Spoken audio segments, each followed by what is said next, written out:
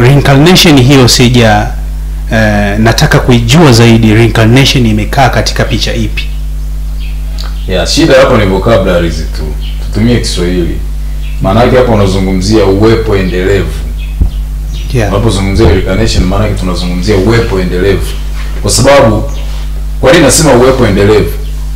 Kila mtu hapa tulipokaa ndani yake ana nguvu dume na nguvu jike. Umeelewa? Anakulia na kushoto. Kila mtu hapa tulipo ana nguvu dume na nguvu jike. Kwa kama kila mtu ana nguvu dume na nguvu jike, unadhani hizo nguvu zina mwisho?